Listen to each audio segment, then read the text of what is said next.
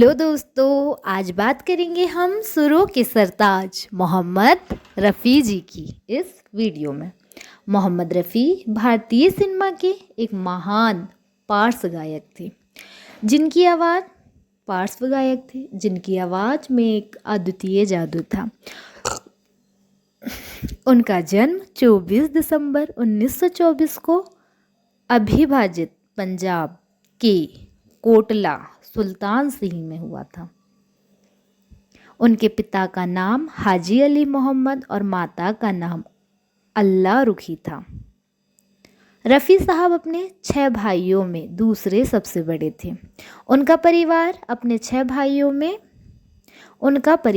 एक सुन्नी परिवार था। जीवन का संगीत और रुचि। बचपन में रफ़ी साहब एक फ़कीर को गाते और मंजीरा बजाते हुए देखते थे, जिसकी मधुर आवाज़ से वह मंत्रमुग्ध हो जाते थे और घंटों उसका गीत सुनते थे। धीरे धीरे उनके परिवार को उनके संगीत में दिलचस्पी का पता चला। पहले तो उनके घर वाले ने नाराज़गी जताई, लेकिन जल्दी वे मान गए और उन्हें विधि विधान से संगीत सिखाने का मौका मिला। संगीत की तालीम दिलाने में उनके छोटे भाई इब्राहिम ने महत्वपूर्ण भूमिका निभाई। वे भी पिताजी से नाराज़गी मोल लेकर रफ़ी साहब को बॉम्बे मुंबई ले आए। 1944 में गायिका में करियर बनाने के लिए मोहम्मद रफ़ी बॉम्बे शिफ्ट हो गए और भेंडी बाज़ार में एक छोटा कमरा किराए पर लिया। उन्हें पहला ब्रेक संगीतकार श्याम सुंदर ने पंजाबी फिल्म गुल बलोच में दिया। मुंबई की पहली फिल्म उनकी पहली हिंदी फिल्म गांव की गोरी थी। स्वतंत्रता के बाद 1947 में वे भारत के विभाजन के समय उन्होंने भारत में ही रहने का फैसला किया। उनके करियर का शिखर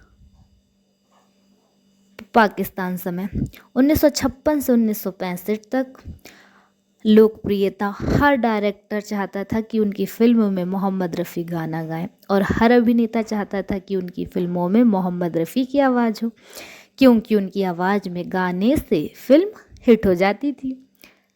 उन्होंने देशभक्ति गीत, गज़ल, भजन, रोमांटिक गाने, कव्वालियाँ, लोकगीत, शास्त्रीय संगीत सहित कई तरह के गाने गाए। बहुभाषी गायक हैं वे। रफ़ी साहब ने सिर्फ हिंदी में ही नहीं बल्कि कई अन्य भारतीय और विदेशी भाषाओं में भी गाने गाए। भारतीय भाषाएं में उन्होंने भोजपुरी, उड़िया, पंजाबी, बंगाली, मराठी, सिंधी, कन्नड़, कोंकणी, गुजराती, तेलुगु, असमिया, मनगी, मैथिली और उर्दू जैसी तमाम भाषाओं में गाने गाकर हिंदुस्तानी संगीत को नवाजा है।